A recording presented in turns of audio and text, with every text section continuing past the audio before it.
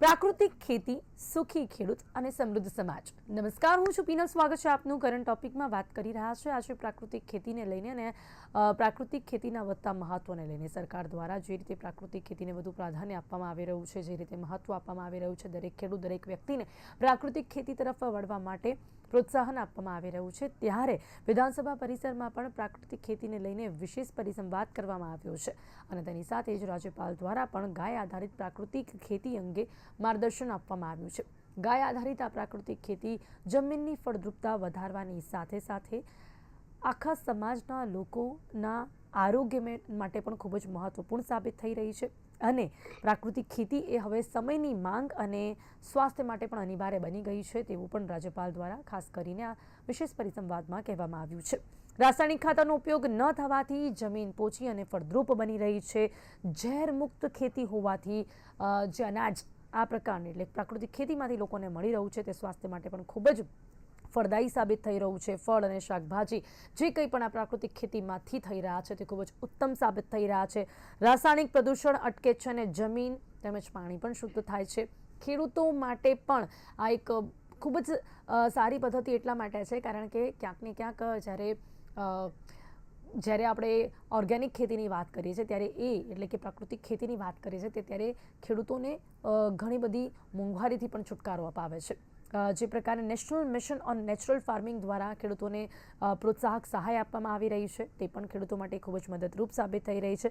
તો આજે વાત કરીશું આ ખેતી માત્ર ગાય આધારિત જ હોવી જોઈએ અને સાથે જ આમાં ગાયનું શું મહત્વ છે, પ્રાકૃતિક ખેતી કરવાથી ખેતીના ખર્ચમાં શું ઘટાડો થાય છે, કેટલો ફાયદો થાય છે લોકોને, ખેડૂતોને, સરકાર કઈ રીતે પ્રાકૃતિક ખેતીને વધુ પ્રોત્સાહન આપી રહી છે, તમામ મુદ્દાઓ પર વાત કરવા માટે મારી સાથે જોડાઈ ગયા છે ખેડૂત અગ્રણી નાગજીભાઈ ભાયાણી. નાગજીભાઈ, આપનું સ્વાગત છે. Welcome to the show. નમસ્તે બેન. નાગજીભાઈ, સૌથી પહેલા આપણે પ્રાકૃતિક ખેતીને સમજવાનો પ્રયાસ કરીએ અને એની સાથે સાથે આ પ્રાકૃતિક ખેતી નો જે ઉદય છે ને એ કઈ રીતે થયો, ક્યારે થયો અને કેવી રીતે થયો. આજે આપણે સૌથી વધારે સાંભળી રહ્યા છે પ્રાકૃતિક ખેતી વિશે. કઈ રીતે તેનું મહત્વ લોકોને સમજાયું, શું છે આ પ્રાકૃતિક ખેતી? પિનલબેન, પ્રાકૃતિક ખેતીની વાત કરીએ તો આજે આપણો દેશ ખેતી પ્રધાન દેશ છે અને હજારો વર્ષોથી જે આપણે કૃષિને મહત્વ આપ્યું છે, આપણા વડવાઓએ જે કૃષિ નિષ્ણાંત ખરેખર એ લોકો વૈજ્ઞાનિકો કહેવાતા અને જે ખેતી થતી એમાં બિલકુલ કેમિકલનો ઉપયોગ ત્યારે હતો નહીં અને હાવ એક કુદરત આધારિત જે ખેતી થતી હતી. પ્રાકૃતિકનો મીન્સ જ એ છે કે કુદરત આધારિત, અને કુદરતના હવામાનને અનુકૂળ અને એ રીતે જે ખેતી થતી હોય એને આમ તો પ્રાકૃતિક. પણ આજે હજારો વર્ષો છે આપણે ભારતમાં તો આ સિસ્ટમ હતી.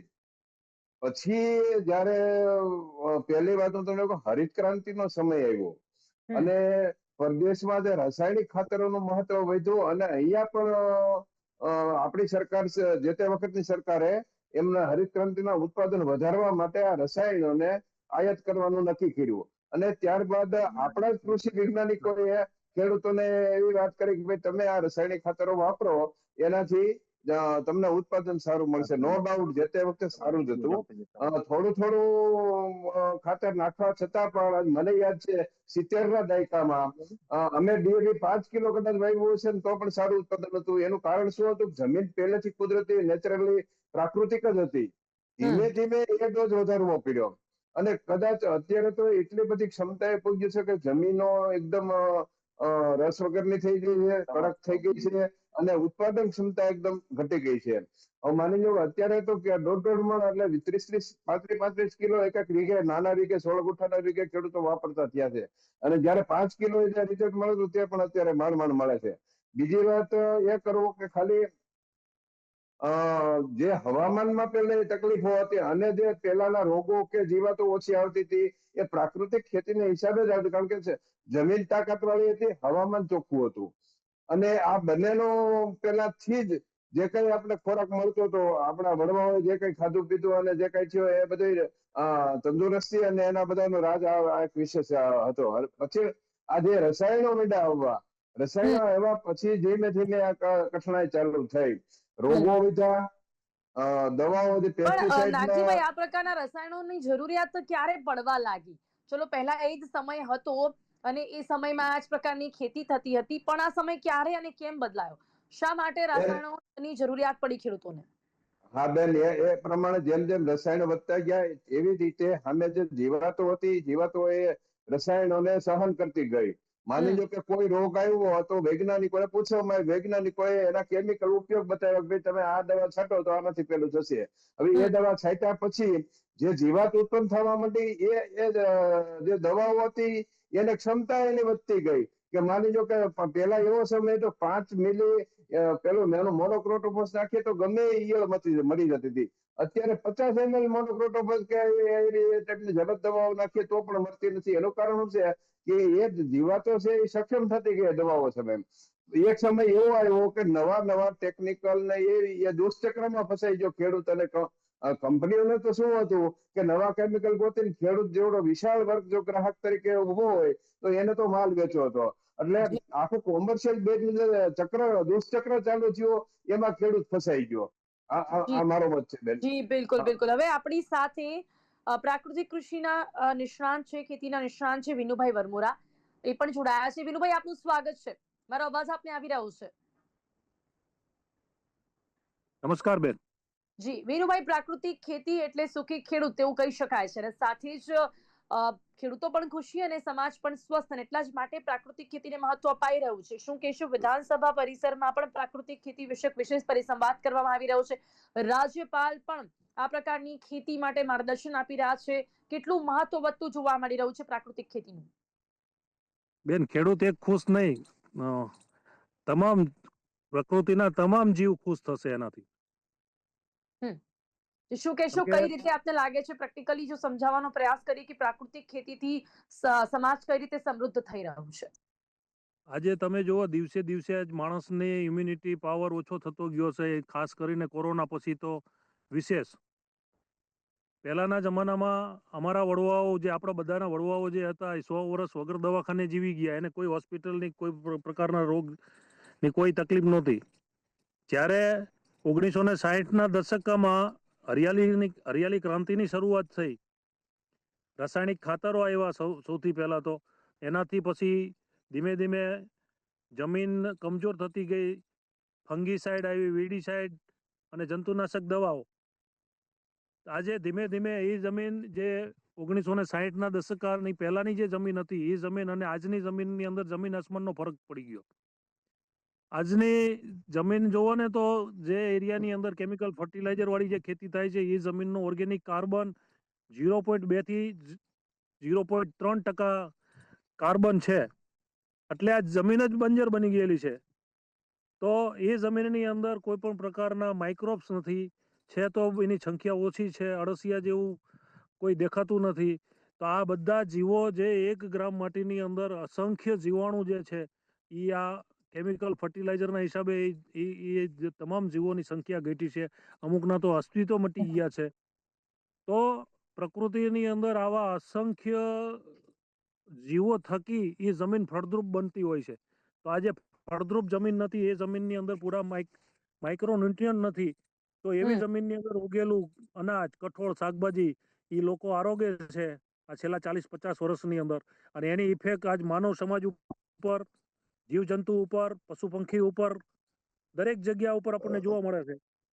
એટલે સૌથી પહેલા તો જમીનને ટકાઉ અને ફળદ્રુપ બનાવવી પડશે. એના માટે પ્રાકૃતિક કૃષિ સિવાય બીજો કોઈ વિકલ્પ નથી. ઓકે, પ્રાકૃતિક ખેતી એ કઈ રીતે વિકલ્પ છે? નાક્ષીભાઈ, શું કહેશો? પ્રાકૃતિક ખેતીની પ્રક્રિયા શું હોય છે? કઈ રીતે તે અલગ હોય છે? શું શું તેના ફાયદા હોય છે? શું તેની પ્રોસેસ હોય છે? શું પ્રાકૃતિક ખેતી ગાય આધારિત પ્રાકૃતિક ખેતી જ હોય છે? શું કહેશો? બેન, આ બધી વસ્તુ સમજવા માટે આખા કુદરતના ચક્રને સમજવું પડે. હું તમને એક જંગલનો દાખલો આપું કે જંગલમાં કોઈ પણ જાતના છોડ કુદરતી રીતે વિકસાયો હોય અને એ ઝાડ બને કે છોડ હોય, હવે એમાંથી જે કાંઈ ઉત્પાદન આવે છે, એના પાન ખરે છે, પાનને હેળવવાની શક્તિ છે, એ કુદરતે ગોઠવેલી જ છે. દરેક ભાઈ વિનુભાઈ વાત કરી એમ એક આખું બેક્ટેરિયાનું ચક્ર ચાલી રહ્યું કુદરતી રીતે. કે દરેક વસ્તુ આજ માની લો કે એનું ડેવલપમેન્ટ થાય અને એના જે મૂળનો ખોરાક બને, એ ખોરાક બનાવવા માટે બેક્ટેરિયા જરૂરી છે. એ ખોરાક બન્યા પછી એમાંથી ફળ બને, ફળમાંથી એના જે પ્રકાંડ બને અને પાંદડાઓ બને, એ પાંદડા પાકીને પાછા ખરીને પાછા હળી જાય, અને હળીને પાછું ઈ ખાતર રૂપે પછી એને ઓલે કાર્બન ચક્ર, નાઇટ્રોજન ચક્ર કે જે કઈ ચક્રો તમે ગણો એ કુદરત આધારિત કુદરતે ગોઠવેલા છે. ઓટો મોડમાં આ બધું આખું સેક્શન ચાલી રહ્યું છે. હવે માનવ પ્રકૃતિએ શું કર્યું કે એને કારખાનાની ઘોડે જમીનને, ખેતીને કારખાનાની ઘોડે કોમર્શિયલ બેઝ ઉપર લીધી. આ 3 પાક લે, 4 પાક લે અને વધારેમાં વધારે ઉત્પાદન લેવાની લાઈમાં એને જે પાછું આપવું જોઈએ એ આપે નહીં, અને આપે તો કેમિકલના સ્વરૂપમાં આપે. એટલે જમીનનો ભાઈએ વાત કરી એમ જે કુદરતી પ્રાકૃતિક તાકાત હતી એ તાકાત ઘટી ગઈ છે. હવે એ ઘટી ગઈ એટલે આ બધું ધ્યાનમાં આવ્યું કે ભાઈ આના હિસાબે તો આ ખોરાક આવા ખાવાથી ઝેર પેટમાં જાય છે અને અનેક નવા રોગોનું ઉદ્ભવ સ્થાન થઈ રહ્યું છે. તો વિદ્વાન લોકોને આપણે જે આપણા જે રાજ્યપાલ શ્રી છે, પછી મહારાષ્ટ્રથી જે આપણે શિબિરો કરે છે સાહેબ, એ બધાએ આ પ્રાકૃતિક ખેતી ઉપર ખૂબ ધ્યાન આપ્યું, અને ધ્યાન આપ્યા પછી ખેડૂતોને પણ સમજાવવામાં આવ્યું કે ભાઈ આ ખેતી કરવાથી એકાદી પેઢીમાં તો જમીન પતી જશે, હાવ ખતમ થઈ જશે. એને બદલે જો પ્રાકૃતિક ખેતી કરવામાં આવે તો એમાં ખર્ચ ઓછો છે, અને જે કઈ ઉત્પાદન આવે છે એ ખર્ચ ઓછા ખર્ચે આવે છે, એટલે પરવરે એવું થાય છે. અને એનું હવે તકલીફ એક જ છે બેન કે આના એક આખા માર્કેટિંગ સેક્ટર ઉપર હજી વિચાર કરવામાં નથી આવતો. એક વસ્તુ તમને સમજાવું, કોઈ 5 વીઘાનો ખેડૂત આને પ્રાકૃતિક ખેતી 100% કરવા જાય તો એના શરૂઆતના વર્ષોમાં એને નો ડાઉટ નુકસાન થાય. હવે એ નુકસાનના વળતર બાબતનું સરકારશ્રી કાંઈ વિચારે, અને જો આને ઘણા, મેં મારી નજરે ઘણા ખેડૂતો જોયા છે કે 1-2 વર્ષ 3 વર્ષ ખેતી કરી અને જેને ઘાટ પડવા માટે એટલે એના જીવન નિર્વાહ માટે આ ખેતી બંધ કરી પાછા પેલા રાસાયણિક ખેતીએ ચડી જાય છે. એટલે જી એના જી જી નિવારણ અહીંયા સવાલ એ પણ મને થાય છે કે નાગજીભાઈ, એ સિવાય ચલો આપણે વિનુભાઈને પણ પૂછીએ. વિનુભાઈ, ઘણા ખેડૂતોને એ પણ ડર હોય છે કે પ્રાકૃતિક ખેતીમાં ઉત્પાદન ઘટી જશે, એના કારણે પણ ઘણા એવા લોકો છે કે જે પ્રાકૃતિક ખેતી તરફ નથી વળતા. તો શું પ્રાકૃતિક ખેતીથી ઉત્પાદન ઘટતું હોય છે, વિનુભાઈ? પેલી તો પ્રાકૃતિક ખેતીની જયારે શરૂઆત કરે ને તો એના જે 5 આયામો છે ને એ પૂરેપૂરા એને સમજવા જોઈએ. બરોબર છે? જીવામૃત છે, ઘન જીવામૃત છે, આચ્છાદન છે. એટલે અમે આજ દિવસ સુધીની અંદર બેન મારા ફાર્મ ઉપર ભારતમાંથી લગભગ 30,000 ખેડૂતોએ ફાર્મ વિઝિટ કરેલી છે અને મિટિંગો કરેલી છે, અને અમે તાલીમે આપી છે. અમે પહેલેથી જ કહીએ છીએ કે પૂરેપૂરી તમે એને સમજો, વ્યવસ્થાને, પ્રકૃતિની, કુદરતની વ્યવસ્થાને સમજો, પછી જ આની અંદર આવો, નહીતર પ્રાકૃતિક કૃષિ બદનામ થાય છે. એટલે શરૂઆતમાં થોડું એને, કારણ કે આટલા 40-50 વર્ષથી કેમિકલ ફર્ટિલાઇઝર અને તૈયાર મળતા બજારમાંથી રસાયણો નાખી અને બિંદાસી ઘરે જઈને સુઈ જતું હોય ને બધું થઈ જતું હોય, તો આની અંદર પ્રેક્ટિકલ થોડુંક બનવું પડે, થોડુંક જાતે દવાઈઓ બધી બનાવવાની હોય, થોડોક એનો અભ્યાસ કરવો પડે, થોડુંક 2-3 વર્ષ સુધી કામ રહેતું હોય છે. બરોબર? પણ અને એ પાછા જવા પાછળનું કારણ એ છે કે એને પૂરતો માર્કેટિંગ ને એ બધા, હજુ બધા ખેડૂતો એટલા સક્ષમ ન હોય કે બજારની અંદર માલ કેવી રીતે વેચવો, આનો ગ્રાહક કોણ. કારણ કે જે વર્ગ છે ને એ હાઈ લેવલનો વર્ગ, આની અત્યારે મોટી ડિમાન્ડ છે. તો અત્યારે મારી જ વાત કરું, મારે આજ અમારો પાવડર, અમે હળદર પાવડર બનાવી 7 વર્ષથી. આજ મેં પહેલો જ લોટ કાઢ્યો, એ પહેલો જ લોટ 30 તારીખ, આજે 30 કિલોનો લોટ બીજી તારીખે બહાર ફોરેન એક્સપોર્ટ થવાનો છે અમદાવાદથી. ઓકે, તો દરેક ખેડૂત, એવું માની શકીએ છીએ કે વધારે પ્રાકૃતિક ખેતીનો ની જે ડિમાન્ડ છે તે ઉચ્ચ વર્ગના લોકોમાં છે. તમે કહો છો ફોરેનમાં તમે જો એક્સપોર્ટ કરવાના છો, ઇટ મીન્સ કે ક્યાંક ને ક્યાંક જેમની પાસે વધારે પૈસા છે, એટલે જે ઉચ્ચ વર્ગના લોકો છે, એ લોકો વધારે પ્રાકૃતિક ખેતીની ડિમાન્ડ કરે છે. હા, એને ખબર પડી બેન, કોરોના પછી ઇમ્યુનિટી પાવર શું છે બોડીનો, શું હોવો જોઈએ. એટલે એ લોકોની જ અત્યારે જે તો મેગા નાગજીભાઈ, સિટીમાંથી જ ડિમાન્ડ છે. જેમ કે અત્યારે આ વિનુભાઈ જે વાત કરી રહ્યા છે, તો શું પ્રાકૃતિક ખેતીમાંથી ઉપજેલું અનાજ હોય, ફળ હોય કે કંઈ પણ હોય, એ કમ્પેરેટિવલી જે રાસાયણિક ખેતી હોય છે એનાથી મોંઘું પણ હોય છે? હા, બિલકુલ. ખાવા વાળો વર્ગ જેની કિંમત સમજે છે એ તો પૈસા આપીને ખરીદે, નો ડાઉટ. પણ આખી સમસ્યા ક્યાં છે બેન? આ આખી ખેતીની મૂળ સમસ્યા માર્કેટિંગની છે. માની લો કે વિનુભાઈએ વાત કરી તો કોઈ સક્ષમ ખેડૂત હોય અને બુદ્ધિશાળી ખેડૂત હોય તો એ પોતે એનું માર્કેટિંગ ડેવલપ કરી શકે. પણ સામાન્ય 5 વીઘાના 10 વીઘાના ખેડૂતોના સંગઠનો એફપીઓ બની અને એ ખેડૂત સંગઠનો જ પોતે માર્કેટનું પેલું કરે. જેમ મોદી સાહેબે 10,000 એફપીઓ બનાવ્યા છે. એમાં હું તમને એક વાત કરું કે અમુક પ્રાકૃતિક, રાજકોટમાં અમારે એક નામ તો હું ભૂલી ગયો બેનનો, પણ 20 એફપીઓ પેલા આના પ્રાકૃતિક ના હતા. અને આખો ડાંગ જિલ્લો જેને આપણે પ્રાકૃતિક તરીકે આખા ડાંગ જિલ્લાનું જે કઈ ઉત્પાદન આવે સરકાર એમાં પોતે રસ લે અને ફોરેન નું માર્કેટ કે અહીંનું માર્કેટ શોધી આપે એવી બધી વસ્તુ આખી બને અને સામાન્ય ગ્રાહક વર્ગને એનો ખ્યાલ આવે કે આ વસ્તુની શું કિંમત છે અને આખું વ્યવસ્થિત માર્કેટ બંધાય તો આ ખેડૂતને વધારે એના પૈસા મળે. બાકી હું તમને કહું આટલું કરવા છતાં એનો માલ અને કેમિકલ વાળો માલ જો કમ્પેરેટિવમાં હરખો થતો હોય તો ખેડૂતને મુશ્કેલી પડે મારા મત મુજબ. જી બિલકુલ. અને એની સાથે સાથે પ્રાકૃતિક ખેતીમાં ગાયનું મહત્વ શું ખાસ છે? વિનુભાઈ શું કહેશો? ખાસ કરીને દેશી ગાયનું શું મહત્વ છે અને ગાય વગર પ્રાકૃતિક ખેતી શક્ય છે ખરી? વિનુભાઈ બિલકુલ આપનો નહીં. અવાજ નથી. ઓકે, યસ ગાય યસ. તો ગાય તો પહેલા જ જોશે. હમ. કારણ કે જે જીવાણુ જમીનની અંદર મારી નાખ્યા છે એ તમામ જીવ ગાયના અ, ગોબરમાં છે. એટલે ગાય કેવી હોવી જોઈએ કે ગાય અત્યારે લોકો ગાય રાખતા હોય તો એક શેડની નીચે બાંધેલી હોય છે. એને કયા પ્રકારના તમે ખાવાનું એને ખોરાક આપો છો એ પણ ઇમ્પોર્ટન્ટ હોય છે. એટલે અમે જે અમારા ખેતર ઉપર જે જંગલની નાગજીભાઈએ જે વાત કરી, મેં મારા ફાર્મ ઉપર બાઉન્ડ્રી ઉપર આખી એક એગ્રો ફોરેસ્ટ્રી ઊભી કરેલી છે. 2,000 જેટલા વૃક્ષો વાવી અને એક આખું એક મિની જંગલ જેવું ઊભું કરેલું છે.